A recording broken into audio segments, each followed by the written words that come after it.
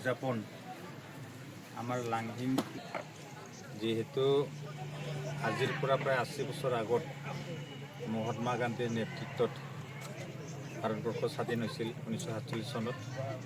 গতিকে 1947 চনৰ পৰাই আজিলৈকে বহুত ঘাত প্ৰতিঘাতৰ যোগেদি ভাৰতবৰ্ষই আজি বিশ্বৰ সমাজত আগবাঢ়ি আহিছে বা উন্নতি কৰিবৰ কাৰণে চেষ্টা কৰি আছে।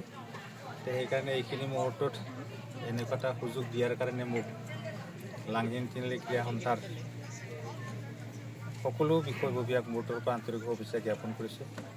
আৰু লগতে আজি এই অনুষ্ঠানত ভাগ লোৱা সকলো খেলুৱৈ বন্ধুসকলক মোৰ তৰফৰ পৰা আন্তৰিক শুভেচ্ছা জ্ঞাপন কৰিছোঁ, যাতে তেওঁলোকৰ আহি থকা দিনবিলাকত ভাল খেল খেলি নিজকে প্ৰতিষ্ঠা কৰাৰ উপৰিও দেশখনক যাতে প্ৰতিষ্ঠা কৰিব পাৰে সেইখিনি কামনা মই ৰাখিলোঁ।